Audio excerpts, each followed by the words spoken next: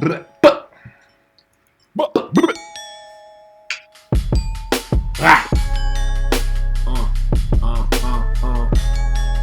Hey.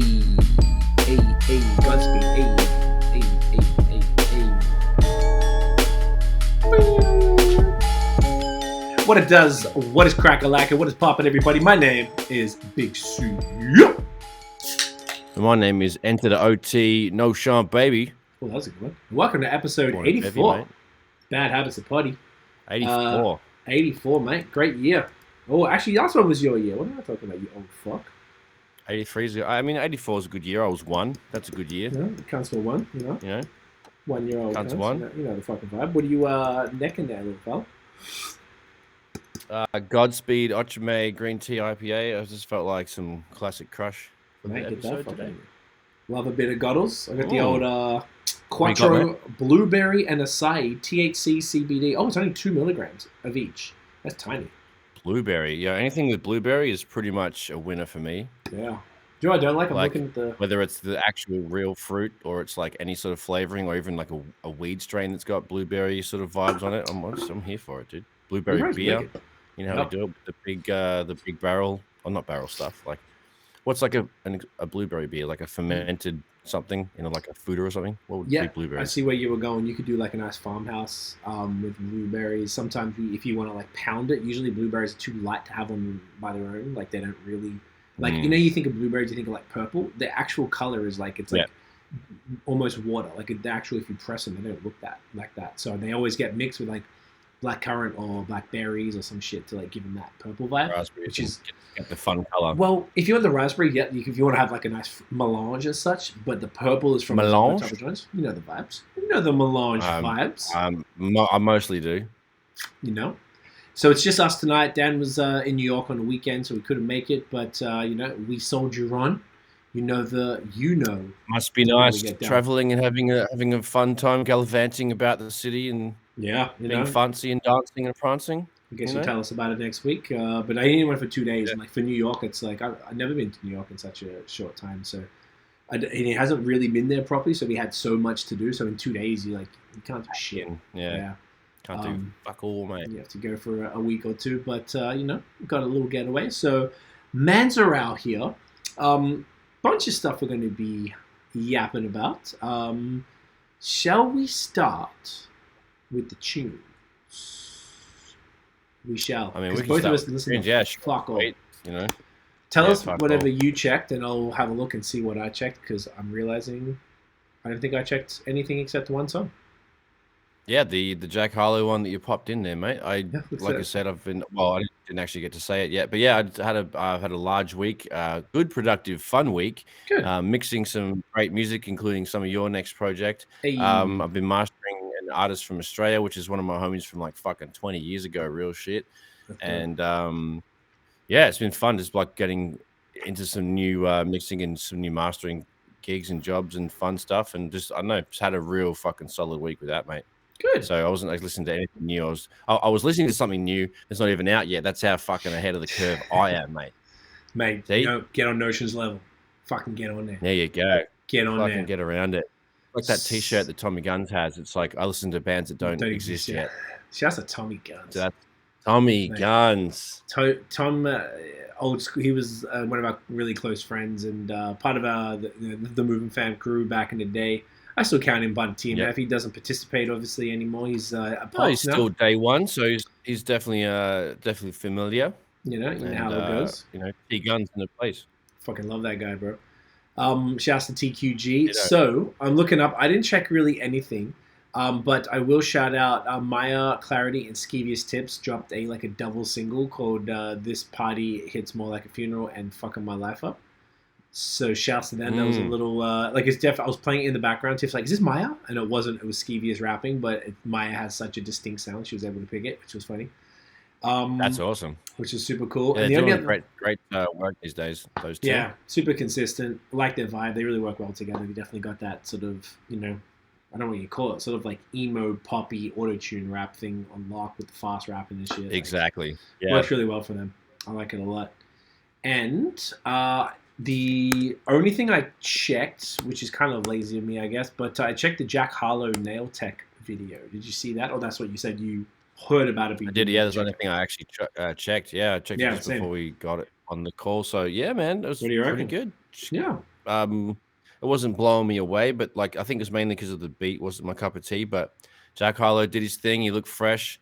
I like what he's rapping about. Like everything about him is super dope. So like he doesn't really miss.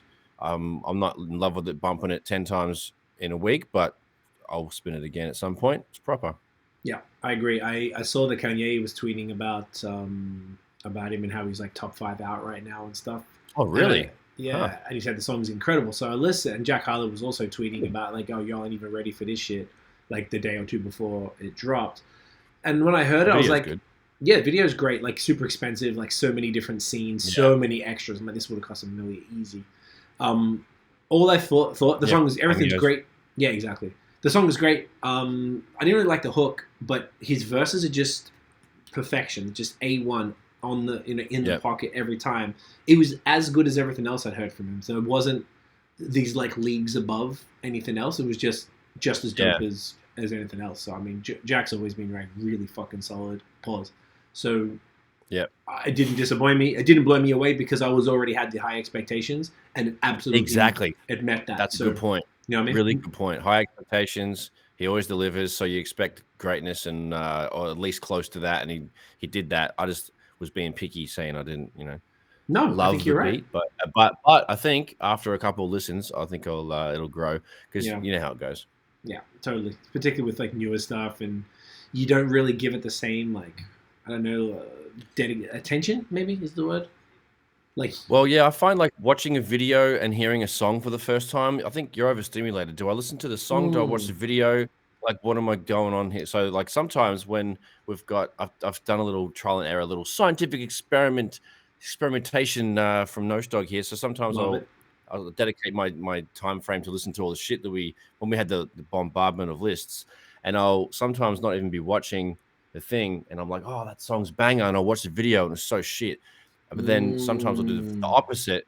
And so I started doing a thing where I just listen to if it had a video attached to my search, because sometimes it's a lyric video, I'll listen to the song and I'll look at the window and I just won't even look at it. And I'll just click into a different tab and not actually have it on the screen. So I can hear the song.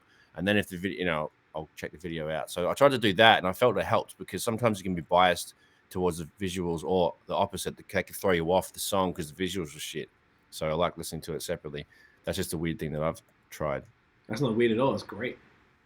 I love that. Sweet. So yeah, I know. I found like sometimes videos threw me off because like I remember seeing a video and listening to the song and then talking about it on the podcast and then hearing it like a week later going, oh, I'll fucking bang with this song. But then I realized I didn't like the video. It was like an immediate turn off. But so where that came from, I think.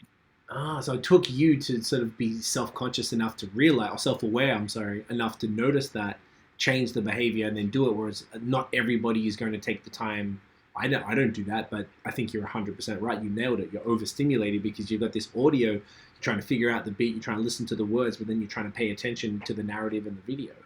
So it's like you have to. And if the visual doesn't fit, then it kind of throws you off the whole. Then you're like, oh, what am I doing? I felt like as a listener, I get confused.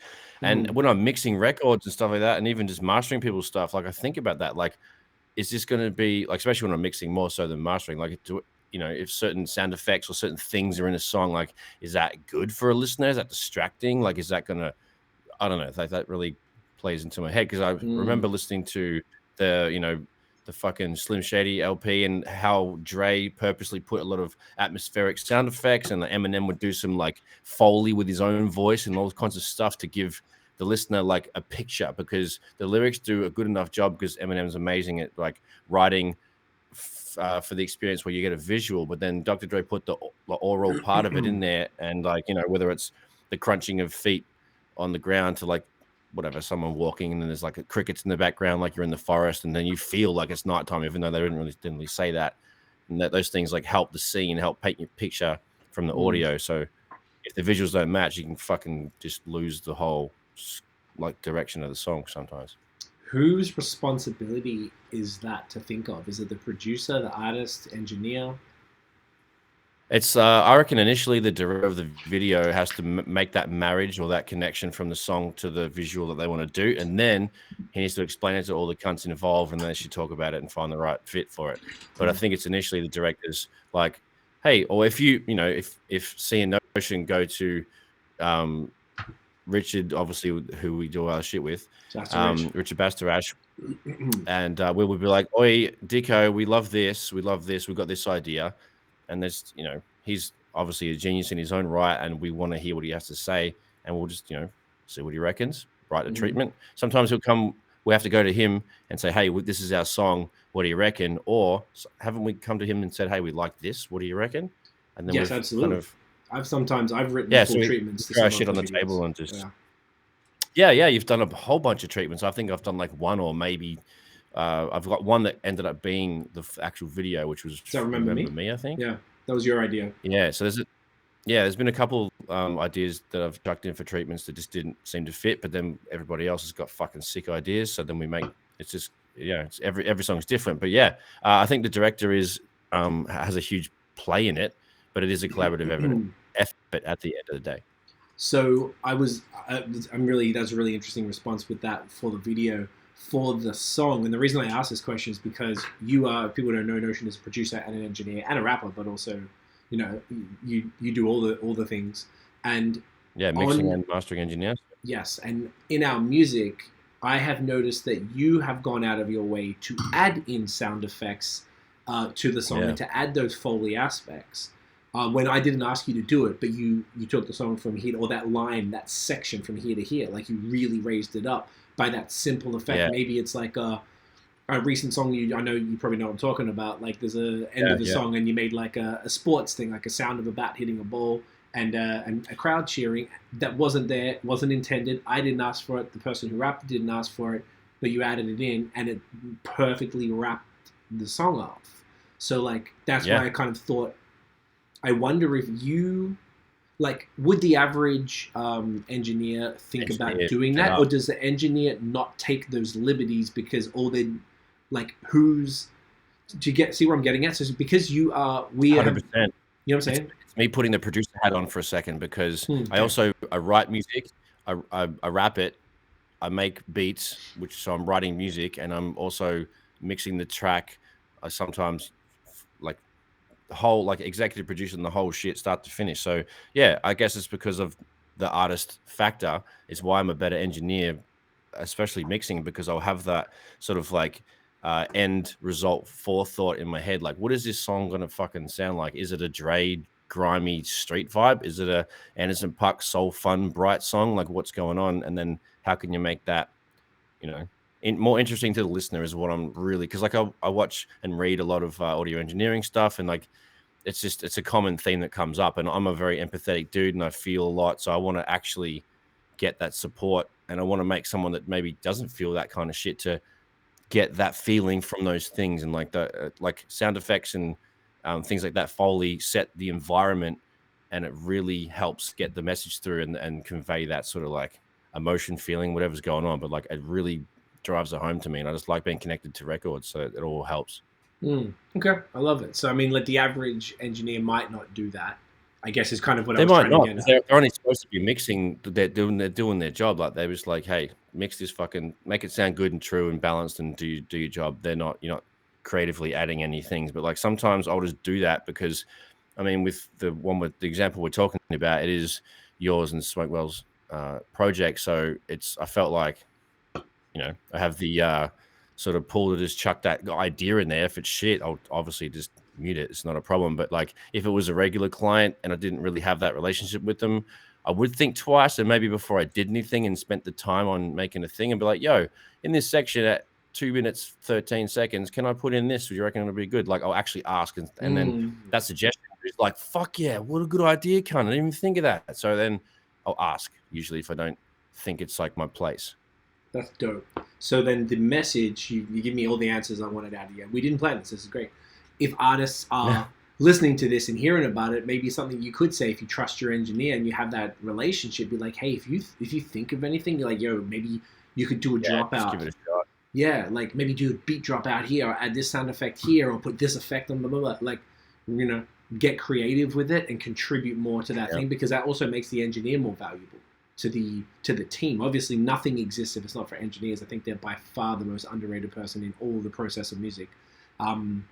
So like being able to have that additional creative decision maker in your team is super valuable, I think. And like, obviously, I think we're extraordinarily fortunate that between the two of us, we can do everything essentially that we need. Literally top to bottom. Finish. It's crazy.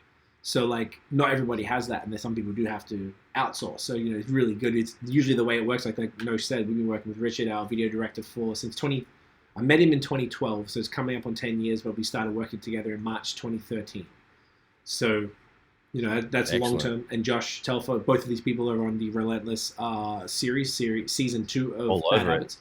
And Josh did the covers behind me. Josh's been working with us since 2011, so it's been 11 years of working with the same dude. So the same people of having them in the team, because there's a trust.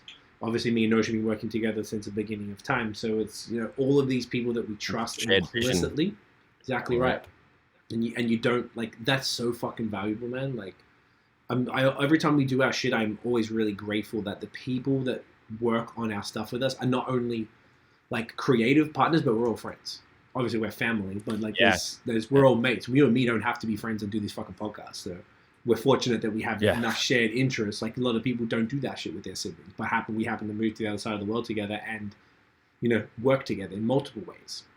So it's like, that doesn't escape me how lucky we are with that. So not everyone has that. So when you find these creative partners, fucking keep that. Be loyal. Loyalty is so key with this, and that's what we've learned across over the years. Facts, bro.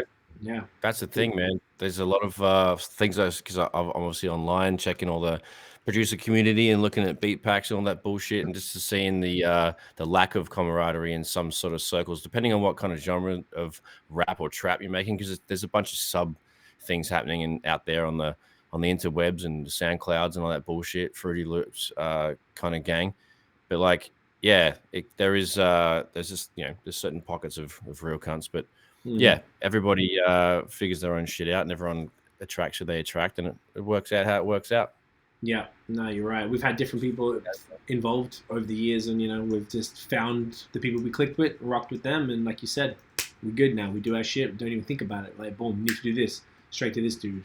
Need to do that, straight to them. Like, bam, bam, bam. It's beautiful, So you can't pay for that seamless shit. That's like that's effort from everybody's angle. So big facts. Love it. Great tangent there. Great tangent, Nosh. Love it. That's what I do, man. I'm the tangent man. What do you know? Tangent gang. All right.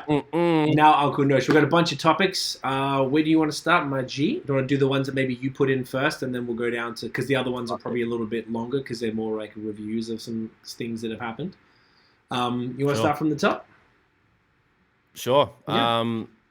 I just had I've got to go to my Chrome, actually. I don't know what order it's in the thing. Dr. Dre's 2001 Still Dre single that Jay-Z wrote hits 1 billion YouTube views. So that's a round of applause right there for Uncle Hove right there. Sorry. It was in the other window. Yes. That's no stress.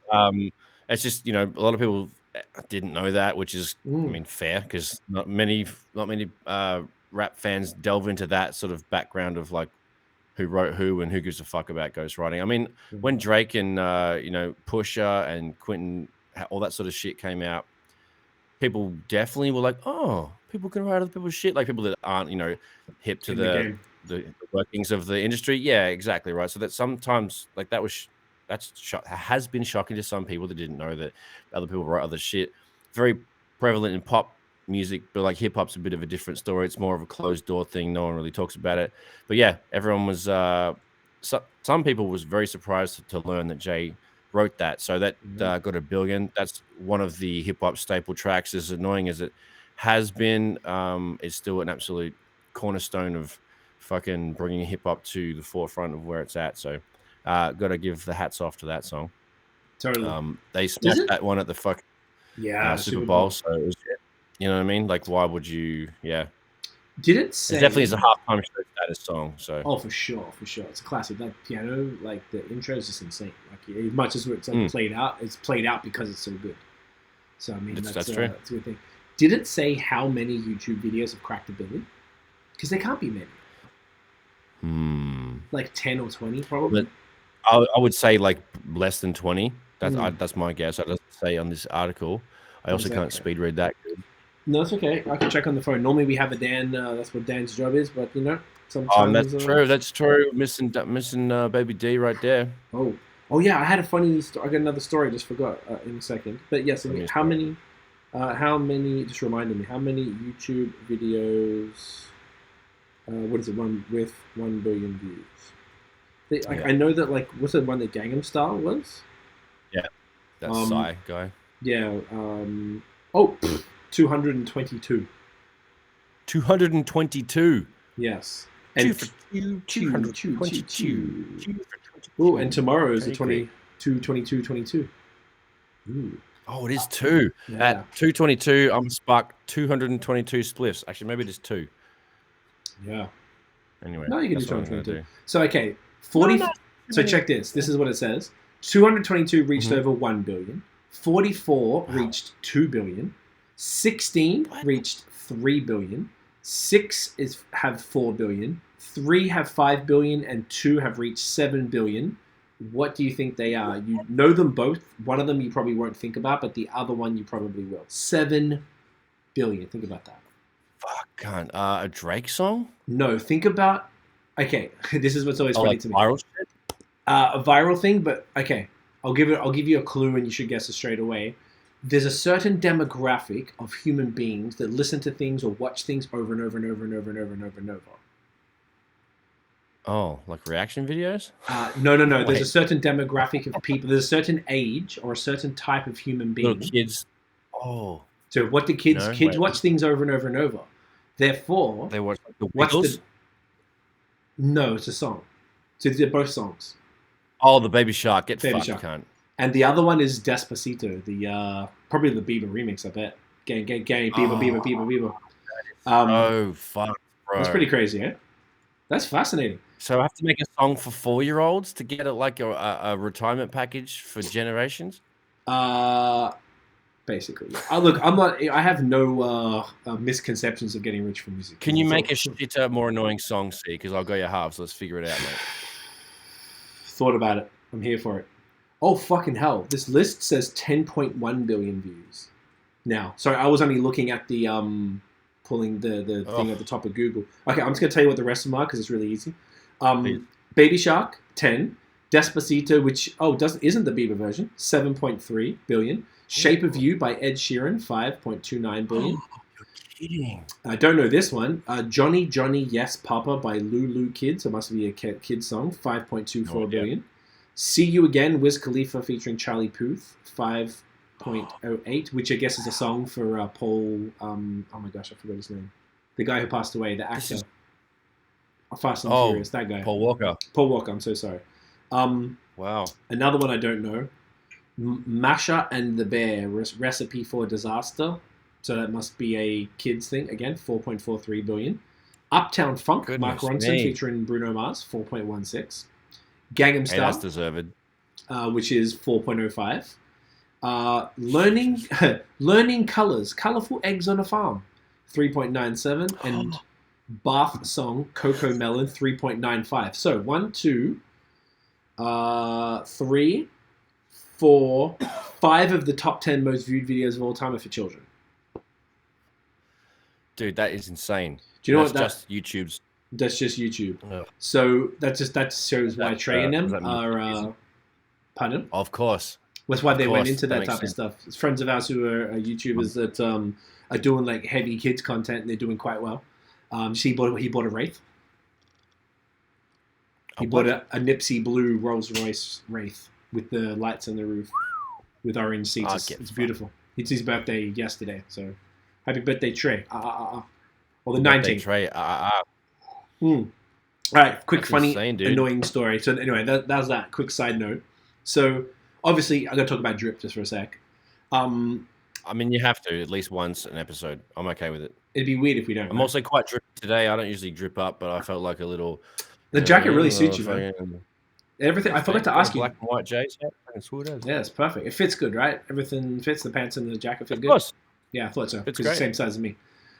Classic right there. No, she's wearing for the audio listeners. No, she's got the classic Adidas zip up tracksuit. The drippy that with the 80s logo, the fucking the trefoil classic one. Yeah, the Trias. No Forest. Your man's got that Trias. All right. So, are you familiar with Yeezy Gap? You know, got the hoodie, right? Yes, sir. Okay, so they did a drop about a month ago.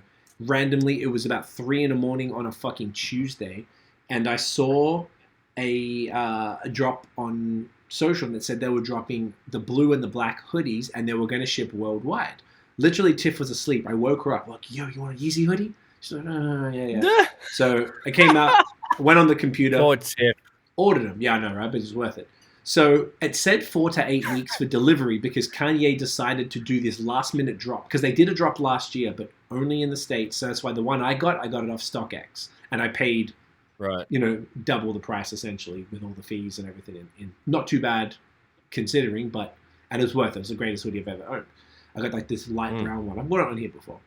And they had the black and the blue. So obviously we wanted the black one. So I ordered one for each of us. Bam, 4 to 8 weeks, no problem, because I guess they didn't even have them made. Kanye made a last-minute decision. Wow. They executed. So Kanye makes them himself with his bare hands. He's literally there in Vietnam just fucking sewing hoodies, mate. Sewing them up. Stitch by stitch, sorry. So it's okay. So I get an email, and I'm not really expecting, I'm not checking the tracking or anything like that. I never got a secondary email to say it was shipped, but there's a little link in there, and you can go and check to see where your order is. So after I hit February 11th, what is it? The 21st today. We're doing this on Monday. After I hit February 11th, I started. That's a month. So I was like, okay, we're probably looking. It could start doing. So maybe every 2-3 days, I'll check the order thing and see. And I started noticing there was a tracking number there, and it said it was with this weird shipper called R.R. Donnelly. I'm like, I never fucking heard of this. I order a lot online. I'm pretty familiar with most of the shippers these days, and I'm like, okay, this is weird, but sure. Googled them, couldn't find it. There's no website for them. And there are all these like weird tracking websites that kept having like pop-ups and stuff when you try to access them. So I told Tiff about it, and she was like, the number on the code was a UPS number because they have the 2 digits at the start are always the same. So I went on UPS, pasted it, and there's two. Even though there's 2 hoodies, they shipped them separately, so I got a different tracking number for each. And they both said that they were delivered to this guy named Caesar in Inwood, New York. And I'm like, I don't live in Inwood, New York. So I was like, interesting. That's not so good. And then I emailed them. I did submitted a ticket, but I did it yesterday. And I know I've done it once before I asked them just, hey, are you doing Canadian orders? And they just gave me that copy paste bullshit. Template. So yeah, exactly. What I'm like, I know I read the website before I fucking messaged you dildos. I just want to know if you're doing this. So I messaged them anyway to say, hey, here's the order number. These 2 tracking numbers are saying that they're being delivered. One's on the way and one was already delivered to him. So I imagine this is the wrong number here, or the address is wrong because my address was correct. What's going on? So I called UPS today. They were like, oh, you should yep, this was delivered to New York. You're going to have to call Gap. So I'm like, all right, bet. So I called Gap Canada. That must be so happy, that other account that got it. Well, did it actually? Oh wait, I just need to wait. I'm gonna shut up. That's okay. Going. No, good question. You get into we've got a mild resolution. Nitty gritty. Yeah, the details. So called the Gap. Lady was fucking lovely. Really wanted to help. She goes, look, that's a specialty item. We don't really get many calls about it, and it's kind of like a different department. So she put me on hold a bit, went and spoke to a manager and stuff, and found out. And she's like, look, submit another ticket. She goes, I see it. She told me the actual address of where it's going. She goes, I see in your account. And I ordered the jacket, the black jacket too. And that was last week. And she said, the black jacket's going to New York as well. I'm like, she goes, did you put your address in wrong? I'm like, no. It's it's the billing address on my credit card is the same as the shipping. I'm looking at it in the email. That's the, what do you call it? The receipt of the order receipt. So she's like, okay, send them a thing. It could just be an issue. They might look into it. Might be beautiful. Thank you. So I emailed them again or submitted a ticket for the jacket. Then an hour or 2 later, I get an email from the Gap saying that one of the hoodies was shipped. It gave me a different tracking number and it all says Canada. So I think either they just happened to be fixing it or me calling prompted them to look into it and be like, oh, fuck. And now they're... Oh, yeah, this is sending it out, rerouting it, or something went wrong in that other part. The reason, and then I told my friend Cam in Australia, I talked about him a bunch, he's an easy dude, and he said the exact same thing happened to him at said New York as well. So I think it was like an overall Gap fuck up. And the reason, exactly right. So I thought someone might have hacked it or some shit. So it must just be like a straight fuck up. But the other reason I brought it up is I was checking it out on the Reddit subreddit Yeezys, and they were saying that a lot of people were receiving kids sizes. So like I ordered a large, for example, but then you'd receive a large in kids.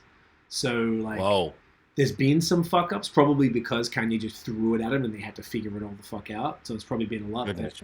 That was my Yeezy dilemma this week. That is quite the dilemma. It's dramatic music, like dun dun dun. I don't know if I have anything. What do I have? Let me. Dramatic. What about? Oh, that's not good. What about? That's very sharp. It's me. No, it's literally positive, isn't it? Like a resolution, that one. Yeah, I don't really have anything good. Oh, how about this one? No? Okay. No. That's a little zany. Oh, for the audio people there, the audio doesn't come through. Boing. Everyone likes a good boing. Exactly. So, that is my quick segue to the next part. Right here, this is YeezyGap.com. They have a countdown timer in the middle, and it says 13 hours and 17 minutes and 13 seconds. Oh. So there's something happening in 13 hours. So 12 hours, 8 a.m., another hours is 9:30. So it's probably about 10 a.m. Oh, that's not too bad. I can deal with that. So 10 a.m. tomorrow, they're doing a drop. Tomorrow is the 22nd of Feb, which is the day that Donda 2 is supposed to drop. Now, they're doing the show in Miami tomorrow night, which is the launch show. So I've heard the album won't be dropping. So they're also doing a drop, and I've heard it's the Balenciaga, like Yeezy Gap Balenciaga three-way collab. So it would be affordable Balenciaga. So whatever it is, I might cop. We'll see what the drop is tomorrow. I've heard that the actual Kanye album, like I said, isn't dropping. He also said, interestingly enough, the album will not drop on streaming because he's tired of, streaming services ripping off artists. And Spotify. Exactly. So it's dropping only on the stem player. So I ordered the stem player. We were watching the doco, and I was lit and I was emotional because Kanye was getting to me. And I was like, we saw it, and I was like, Tiff, should we get it? She's like, yes, get it. Because he did the announcement, the tweet came up, or the Instagram post came up while we were watching the doco. And I was like, fuck it. I went and ordered it. So I don't know when it's going to arrive, but if anyone doesn't know, the stem player is this little circular thing where you can play music and you can play. There's got like it's like a cross, I guess, 4 sides to it, and you can kind of drag your finger up and down, and it'll like remove. Say you can remove the drums or make it just stems. The stems are grouped, and you can remix and everything. Yeah, you can explain it much better than me. Yeah. No, it's perfect. It's that there's it's a touch sensitive pad. It's a circular thing, and there's 4 directional things that are volume sensitive, and you can drag it with your finger. You can tap on shit and make new sequences and all kinds of things and rearrange stuff, so you can make your own remixes of the songs. Yeah. And I got a screenshot from looking at here. It's my phone. It says, by Kanye releasing his album only via $200 stem player, he retained 100% of his revenue. Yes. It says he generated $2.2 million in 24 hours, selling 11,000 units of stem player. And there's a fact that says you'd have to sell 220,000 copies of a $10 album to make that amount before DSPs and labels take their share. So that's really cool that he's, basically, you said it before, he's sticking it up fucking Apple and Spotify and all the big dogs because they essentially rape artists from their royalties. Probably shouldn't use that word, I guess. No, it's okay. It's true, though. Yeah. It's in the monetary sense, they're stripping you of your worth, and it's not cool. So he's kind of ducking the big dogs, and he's obviously got the pull on the platform. But that's a fucking good move. So that's like Jay-Z putting his shit on only Tidal or whatever, like very sort of strict moves like that. So commendable for sure. Yeah. So I wonder how it's going to roll out, because someone was asking me, like, what happens? Like, you have to put music on there. It doesn't just magically appear. So I believe there's probably something on the website where you, like, when you get it, you register it or something, and you have an account. Therefore, they have all your details for marketing purposes, for whatever else they drop. And then you just plug that in, and I've seen this picture where you like plug it in via USB, and you can upload stuff. So I was saying to you, it'd be pretty dope if we could fuck around with it and put our own song. Like you could make groups of a song, like songs off Relentless and off new projects, where you'd be like, all right, here's all the drums, here's all the synths, here's all the vocals, here's all the bass, boom. And then it's all just like you can just drop them in and out and make little fun remixes of the songs. I'm going to learn how to use it, obviously, because I've seen people do it and it looks, you know, you're clicking buttons in the middle, you're moving one thing down, you're pressing something on the side. Yeah. It reminds me, tell me if this is accurate, it reminds me of an MPC where you've got like the pads and then you press a little thing and it brings up another set. So you'd have like, is it 9 or 16? I think it's 16, right? Like a bank. Yeah. Like a bank. Exactly. So you go bank 1, it'd be all of this, and then bank 2 would be this. So obviously there's not 16 pads, but say there's 4, then you press bank 2 and you've got another 4. Bless you. That's correct. It's the coffee. Yeah, thank you. The coffee. So either way, it's going to be interesting. So when I do get it, I will. I don't know. I have no. Yeah, fun. Oh, it's going to be fun. What was I going to say to you? The flipping. I haven't even got a no. He sold. What did you say? Like 2 million units, or he made $2 million. Yeah. He didn't sell. Okay. Yeah. So, however many units he sold, they have to now package. There's going to be tens of thousands. Sold 11,000 units. 11,000. Okay, that's a lot. So, because they're $200 a pop, right? Not everyone's going to throw $200 at this like iPod type of thing. I just fucking with Kanye so heavy lately. I'm just like, I want to support. You've always fucked with Kanye so heavy lately. That's true. I hear you. I just like supporting, man. I don't buy stuff like that. It's a crazy thing. Like it's creative. There was another. There's producers that I follow. There's this dude named The Frenetic, and he plays he's a NPC producer, and he like performs shit. And then there's a stem player video. Like I don't know if it's the actual Kanye one, but there's a bunch of companies that are making shit like that, and you can upload your own sounds to make normal beats instead of fucking with Kanye specific stuff. But cool. Same sort of idea. But like there's a bunch of producers out there that are just like fucking awesome at.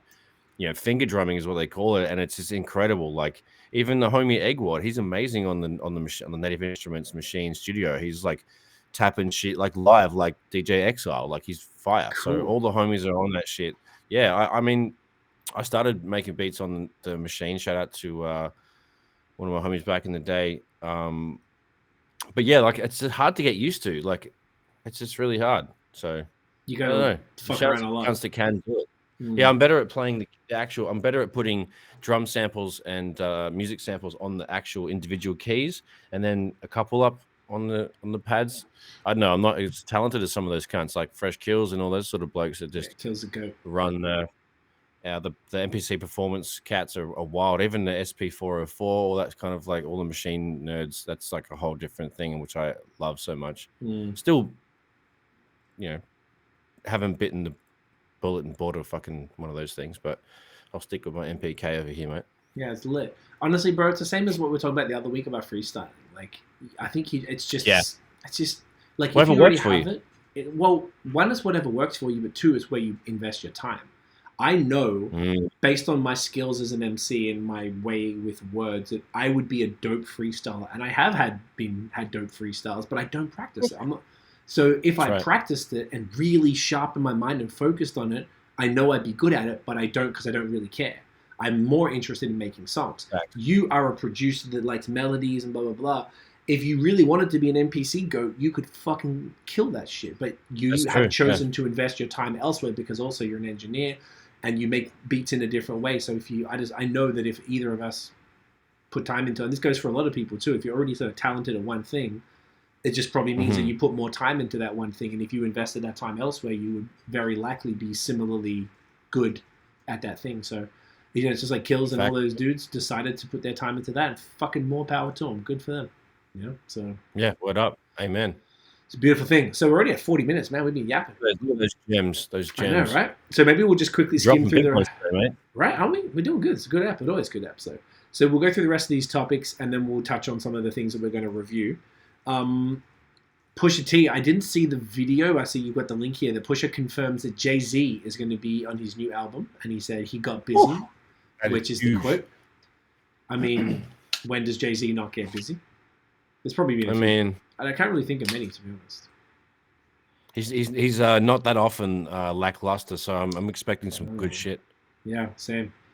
So I'm excited. Did that without me clicking the thing? Did that one say when that album is scheduled to drop, or hasn't really? Because I guess he's just dropped a single. Usually, it's not too long after a single.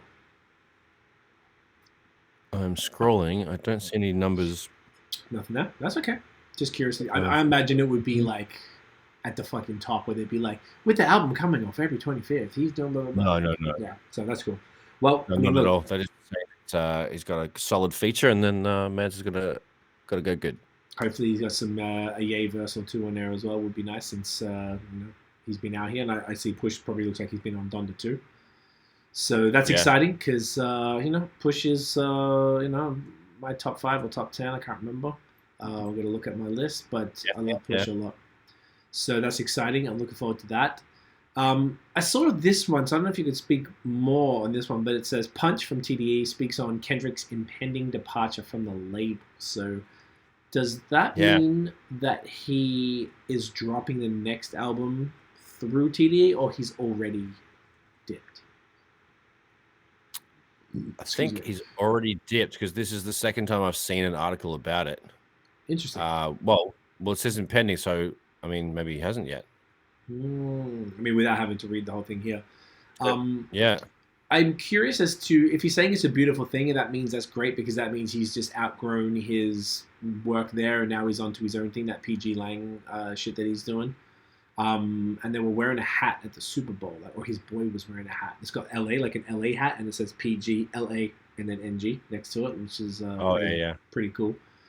I don't really know what the fuck he's going to be doing. I know he was doing that movie, I think was written or produced. He was doing it. What was it we talked about the other week? Fuck, I forgot now. There was something that was pretty cool that they were doing. They were producing a biopic of somebody that was written by someone cool. Okay. Fuck. I can't remember what it was. Anyway, something like that. Well, I just saw on that article, I saw the bottom of it. It says it's different now. It's just different because it's his last project. It's just the evolution of where we are. Kendrick doesn't need anybody in the studio to coach him and help him make an album anymore. He's well capable of doing that on his own. It's just the time frame that we're in, and basically it's just up the top as well. They say it's just the end of the journey. He's been here for 20 years. So how long do you actually be signed under somebody?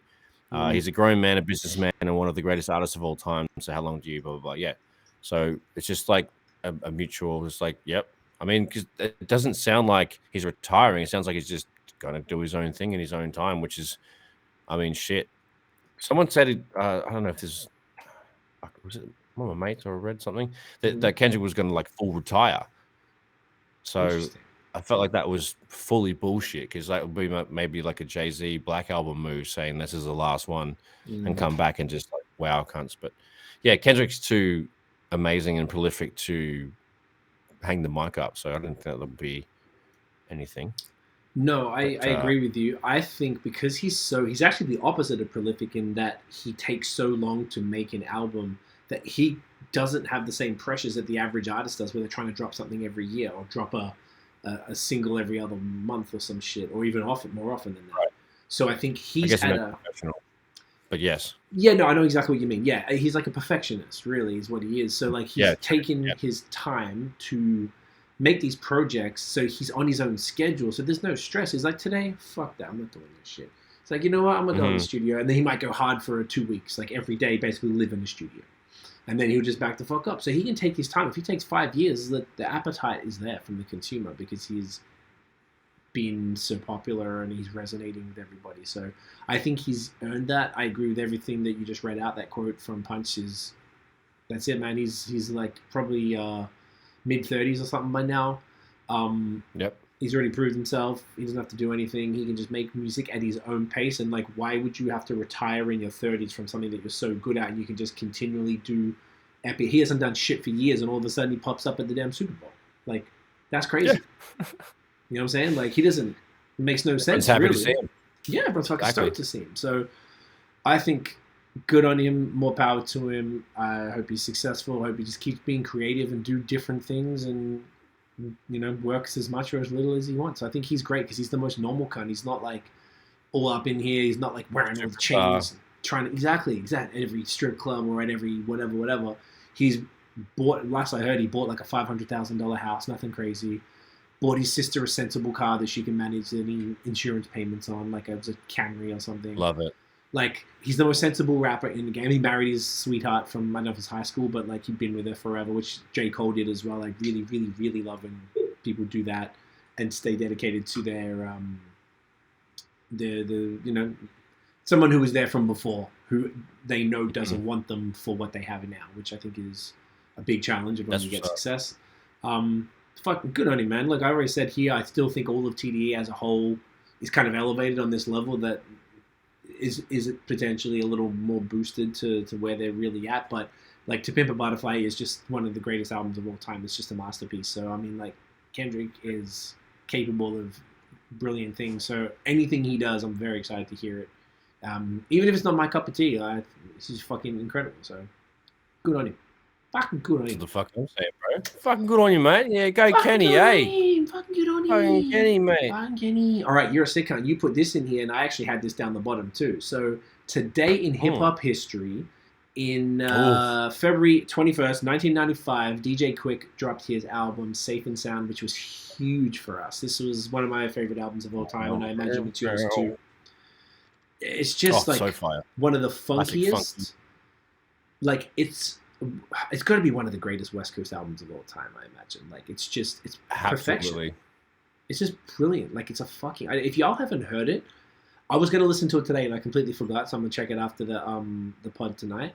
But did you listen to it today by any chance? The album? Yeah. Just like because I like to listen. No. Sound. Okay. So like just to. Okay, yeah, gotcha. I'm going to listen to... I listened to... Kanye was on the February 10th, College Dropout. February 11th was Baduism. So I have both of those albums on vinyl, so we listened to them on vinyl that day and just vibed out, which I really enjoyed doing. I like to listen to the albums on their anniversaries. I've been really trying to do that. So really dope. I like that. I might even see if they got it at a good price on vinyl on Amazon, because... now that some legend got me the turntable, we bought I forgot to tell you, we bought a table just for it, so now it's permanently set up. Yeah, you told me that. You mentioned it. I did? Oh, yeah. I love it so much. It makes me so happy just seeing it there, just looking in the corner.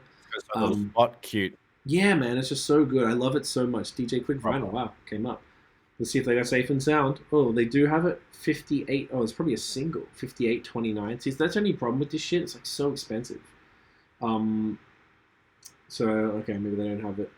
I know it's like a classic and it's kind of hard to get. So, anyways, shouts to DJ Quik. If you haven't heard it and you're into West Coast hip-hop, definitely grab that shit and go stream it. You like funky bass lines? Just, you can't miss it. It's just epic, man. It's like usually every song and every beat, it's like sunshine. You can just picture yourself in a sunny park or maybe at the beach or... maybe even just on the street or wherever you live in the cul-de-sac in the court, just like chilling, man. Like it's always sunshine. Like for some reason, the bass line and the vibes, it's always happy and sunny because I guess that's what it is in California. So yeah, that's what that album is. It's funky, it's dirty, it's grimy, but it's happy and fun and warm. And it's pretty problematic with some of the stuff because it was so long ago. It's pretty funny. Like I don't want to eat it. Oh my God, he says so many naughty things that you can't say nowadays. I won't even go there, but it's obviously rap in the 90s was pretty misogynistic, but it's pretty funny. Yeah, honestly, I'm looking forward to listening to it. You gotta listen to it with your like. Okay, this is from the 90s. It's vulgar. It's very not. It just didn't age well. So go in it with that. If you haven't heard it before, kids, just go into play it around your mum. Don't. It'll get banned for life. Yeah, she won't be too happy with that one. The parental lock, the child lock on that one. Yeah, we'll take it off you. You don't want that. We'll take your Spotify account off you. So, another thing now. The GOAT. The GOAT has COVID. Oh, one just for you, mate. I had to put this in just for you. Uncle Biebs had to postpone his Vegas show because he has the old coves, which hopefully he's okay. The Montreal show is like the 29th of March or something. So, I hope he's okay. He's a dreamboat. Who are you fighting? Damn right. He's like, I hope he's doing all right. I mean, obviously, it's meant to happen. Everyone's getting COVID these days. Everyone's recovering pretty well. So, no biggie. As long as, we just want Biebs to be okay. That's all we want. So get well soon, Biebs. Yep. Fucking do what you got to do. You know what I mean? Out here. Shouts to Uncle Biebs. A couple other things. Okay, no, now we've got a couple of little reviews we're going to go to of shit that happened in the last week. So first and foremost, on Tuesday, so February 15th, which was Dan's birthday. Shouts to Dan. Musiq Soulchild versus Anthony Hamilton went down on Verzuz. The perfect Valentine's love, week battle, I guess. Now, it was an interesting one. Did you watch it all? Did you watch part of it? What was your... Just a wee sniff. Okay, so did I. So I was accidentally had some of the CBD oil, and I hadn't had it in a bit. And I got lit as fuck, way more lit than I intended, and I kind of lost my night. Yeah. So, you know what I'm saying when you do that? Did you? Similar thing happened, yeah. It's annoying. Mushies. I know the vibes. Okay. 2 times. Oh, I forgot. Do I have those, don't I? So, first and foremost, and you said this to me as well, you were like, real backtrack. I saw Swiss Beats debunking or saying he fixed a pay-per-view situation that you had to pay to view it on Triller. So he said that it was fixed, and I was like, oh, I didn't even know about it, but okay. It was not. Went to go to Triller because I had an account and made that ages ago, and it was paid. So I'm like, well, obviously not. So I just pussy hole. Went on my phone, didn't work. It was like fully not fucking working. I was like, you know what? Suck a dick. That's another good point. The IG Live kept cutting out and restarting. I was syncing the computer IG Live to the TV, but the problem is, for some reason, even if I zoomed in on the screen, it would just move down, so I couldn't actually see the thing big. So it was like in the whole and you got the whole. You got to say the TV is this big. You got this thing in the middle of the screen, and then like the actual thing is this big, so you could barely see it. And then it kept dropping, and I was like, "This is the worst viewing experience ever." And tell me if you felt the same way. I meant to ask you this: the audio sounded so shit. Like both of them are really impeccable singers and have phenomenal music. Yeah. But I felt like it was just weird. It was like tinny and like shitty. Now I don't know if it was because it was the live and not the Triller, because maybe the Triller takes the microphone, like the actual audio from the mic through the mixing board and blah blah blah, whereas the IG Live might just be going from a fucking phone or something. No, it's all the same thing. It's all through iRig or whatever you call it. Gotcha. But I listened to it on the phone. I didn't notice any of that shit because it was on the phone. Okay.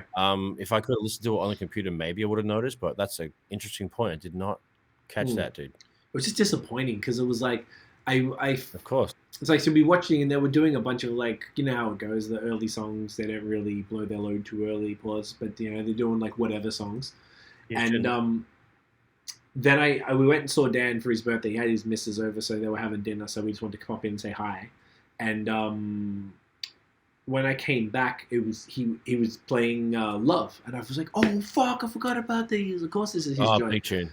And it was a massive song, but it just didn't sound great. Like, it was just, I don't know what happened. It was like the glitchy, the money to pay, and like the weird sound. Like, all of it was a pretty meh experience, so I was barely paying attention, to be honest, in the end. So, a little disappointed, but, I guess we'll see what happens. They haven't announced another one yet. I was thinking maybe there's like a YouTube replay, like a highlights even. Like, I wouldn't mind, like, searching that type of geese, because, like, I literally only saw, like, snippets of little blips, and I was like, fuck this connection, and I just didn't watch it. Maybe they do that. I've never actually bothered, but that would be interesting. Probably should get on the Googs afterwards. Yeah, well, Googs and have a little poke, Fuck. Is that a bless you or a coffee? Yeah. Oh, man, I'm just a coffee, Coffee, all right, beauty. Coffee is good. So, anyway, DBs, mate, just fucking puff that. So, the flipping thing, it was cool. Whatever, shouts to them. They haven't announced another one that I've seen, so I guess we shall see. Yeah. So this week, the Kanye West Jeen-Yuhs documentary dropped on Netflix, Part 1. So Part 2 is coming this week, and Part 3 is coming next week. We watched it with Dan on Thursday. You watched it twice, you said, Friday and Saturday. Yep. hour and a half. It was basically, for those who hadn't seen the trailer, go check the trailer. It was, Kanye's mate from back in the day was filming shit since like, there was footage from like 98 in there. So they've been really shooting for 24 years. Even like letterbox film, shitty quality handycam stuff. Everything from it was super impressive that one, he was there doing it, two, that he kept doing it, and three, that he made sure that the footage was safe. So he probably like ripped it digitally as soon as he was able to, because it was all like pretty decent quality. Like, it looked old. Do you know what's funny? Shit from like 2002 felt like it was from like 1973. The 80s shit. Yeah. Like VHS. It was really bad quality. Like VHS vibes for sure.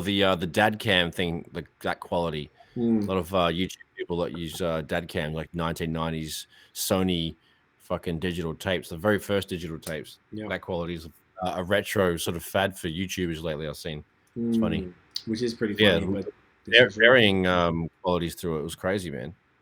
So, I mean, thoughts of the doco. Obviously, we are, longtime fans of Kanye, so we're going into this with nostalgia. We've said this on here before, but we were listening. Do you know what was beautiful to me, bro? Like, I swear to God, I'm not a super emotional dude, but I got misty multiple times because it showed him recording. I believe it was, I don't know if it was Jesus Walks or if it was All Falls Down, like the original demo, sitting down in that studio with the pool table in it. All Falls Down. Crazy. And I'm like, these were the songs. These are the leaks we listened to. We listened to in 2002, 2003. The me, Nosh, Revelino, all of us in the studio, Lyle, DJ, like all of us were just there vibing, getting high every fucking night, listening to this shit that impacted the way we approach music and inspired that still to this day. And that's why we can't let go of the Kanye standness, and that's why College Dropout is the top of his discography, when technically it probably should be my Dark Twisted Fantasy, but I can't get past that. Like, you can't get past that for us. Like, it was so important, and it was just so dope to see real footage. Like, obviously we've seen little clips, the Most Def clip where they're rapping 2 words. Oh yeah. Like, we'd all seen that before, and that was from this footage. So obviously little things had gotten out over the years, and that was super cool to see that in the context of the rest of the footage. Of how much he was hanging with Kweli and Most and shit, and almost got signed to Rockers. The BTS footage of that stuff too. There was occasionally like behind the MTV footage. Yes. That shit was cool as fuck. Super cool. Everything. I don't know if you had any other thoughts on it, but I just really thought it was really well. The narrative was great. Him talking, like Cootie, the dude who did it, like the way he's going to talk through it and explain different things was super dope. There was one part where he showed his family it was probably like a minute, 2 minutes of it, and I saw people trashing him on Twitter, like, we're here for Kanye, bro. No one gives a fuck about your family. Like, all right. Oh, wow. Trash. Yeah, it wasn't. Cool. It wasn't, they don't need to say that, but it probably wasn't super necessary. He was just trying to give context as to who he is, so that you understand why the fuck he's even talking. The relationship and like the bond between them, like he was just trying to strengthen that sort of like, that friendship, just to make sure you know that he's boy, Yeah, like from Time G type shit. And exactly. there was things that I didn't know about Kanye. Like, I didn't know he was, in that first interview was the earliest footage from '98, I believe. It was with Mace, and he had just been produced. It was Mace. And I think it was all Harlem World. I forgot all their names because I guess exactly right, the only one that matters now was Loon, or that he went. I didn't even see Loon in that video, but all the other people. I knew all the names, but I can't even remember them to recite back to you. So there was that one. And then he had all the platinum plaques for producing on like Jermaine Dupri 1472 album. So like crazy. You know what I'm saying? I didn't know. Did you know that? Because I had no idea.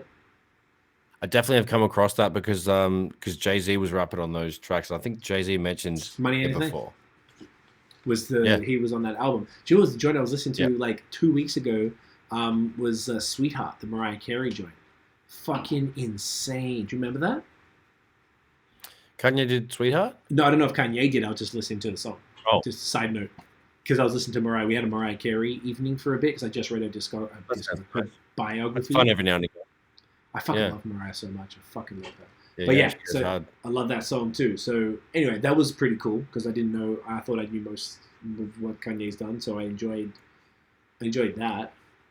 Little snippets where it's like, rapping Gorilla Monsoon rap with that little Squally part was and Black cool. Thought. And a U87. Like I was taking note of all the technology that they were using, like, and a lot of the stuff is the shit that they still use. It's fucking hilarious. Like some of the vintage compressors and the drum machines and stuff.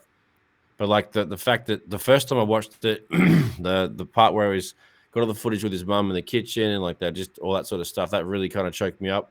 Yeah. Because like the fact that he's go. Yeah, when Don is like just telling him to you can see how she interacts with him, and like, and when Cootie's narrating and just talking about that sort of stuff, like that was really cool, man. It fully fucked me up for a bit because I thought it was great that he has that sort of all those moments on camera. I thought it was really sweet and awesome because like we don't have footage like that of Dad and stuff like that. So that was thinking about it like that. It's like, oh shit, okay, and it was just nice to see the influence that she has on him and how his face lit up and how we just kind of like it was just really nice to see that shit. That was just like really struck me the first listen and the first watch around. I was like, fucking hell, mate.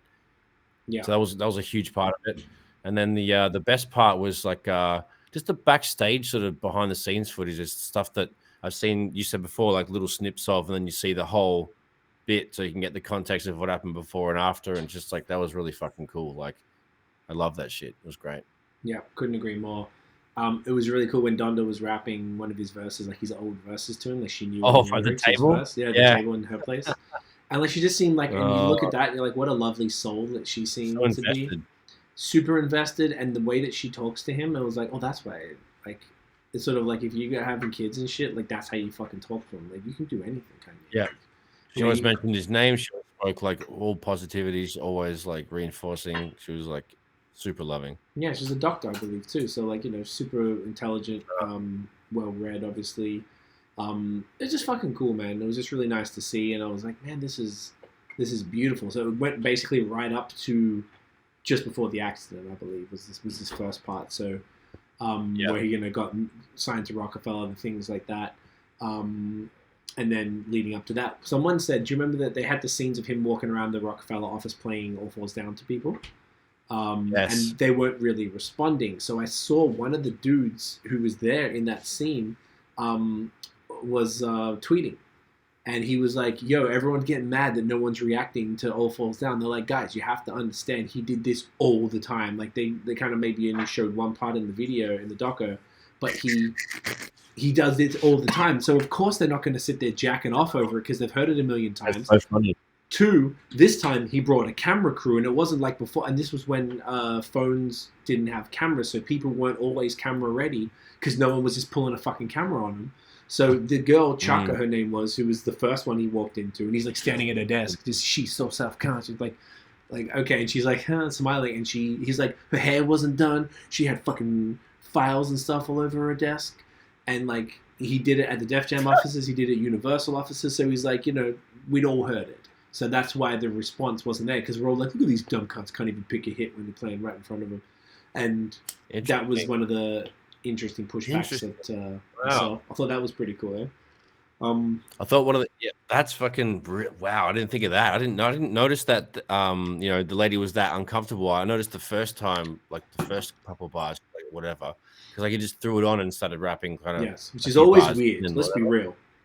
Yeah, obviously, it's like, why would you play the song and then rap loudly and aggressively to somebody? Like, just sit the fuck down and like let them listen to it and maybe observe them listening to it to see if it's hitting. Because otherwise, you yelling it down their face is going to like scare them off. Like, you know what I mean? That's always the case. 100%.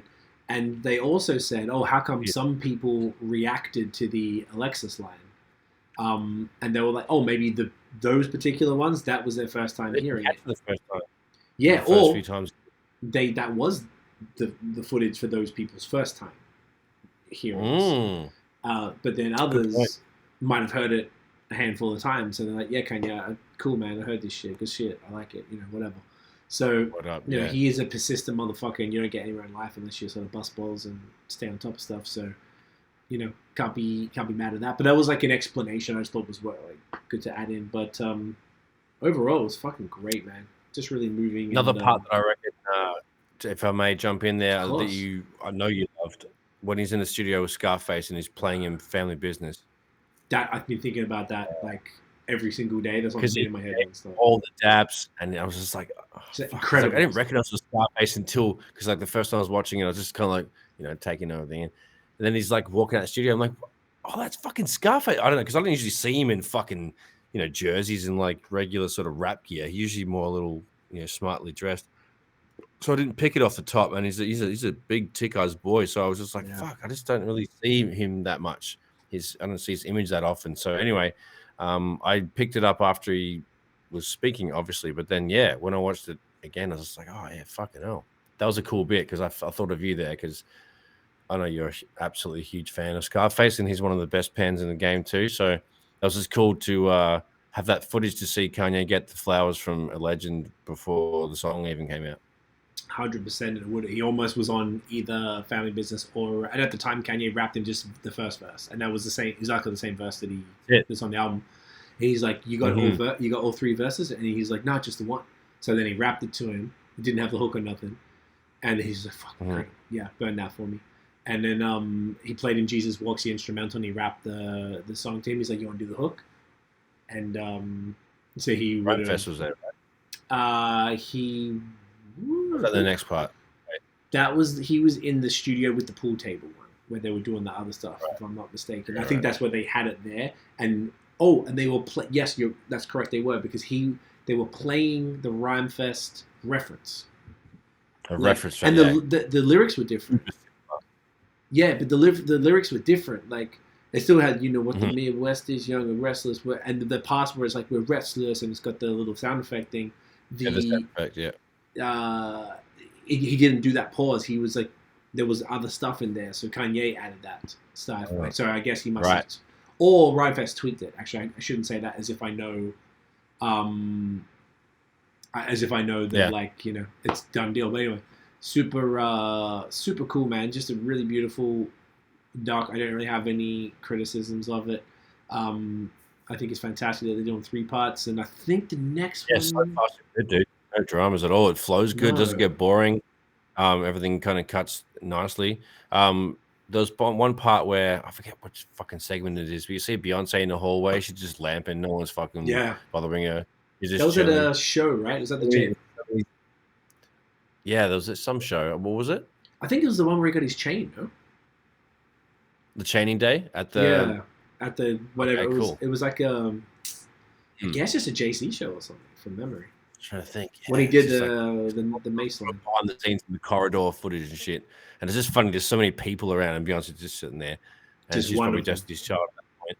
Yeah, she would have been. So that's just which is still big, just funny, but not people. Of course, still big, but it's just like she's lamping in the hallway next to fucking everybody else who's also awesome. Like it's just it was funny that it was such a star-studded hallway.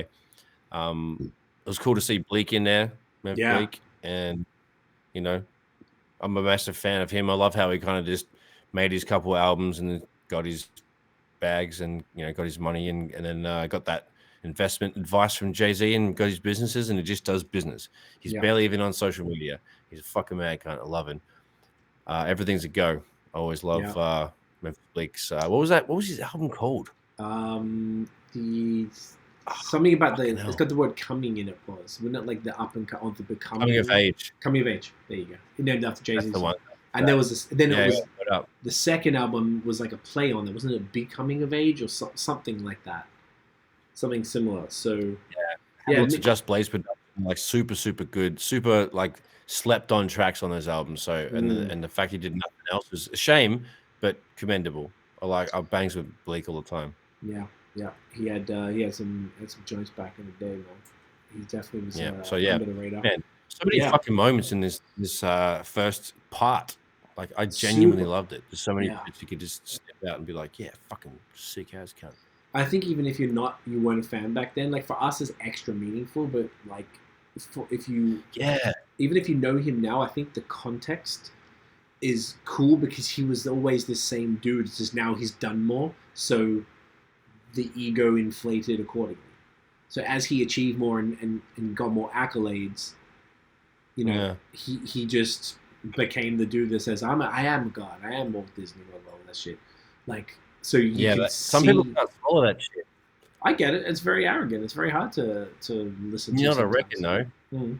People that hate Kanye or really don't like that part that they've seen those little snippets of where he says those like outlandish shit. I reckon those people that actually say fuck Kanye, he's a weird cunt or whatever, I reckon they should watch this first part and watch the ground up, see how it goes. I think that will actually help them get the picture of what's going on so they can make a better decision whether they like him or not. Because there's some cunts that hate him off, like, I don't know, the fucking George Bush thing from back in the day. Yeah. Like, that's, people are just like, oh, he's fucking, like, eat a dick. So people should look at this first part would help with that, I think.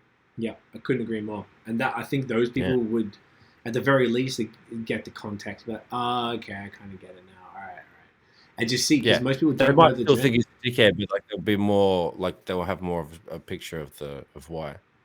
Exactly, and you have to look at the other way.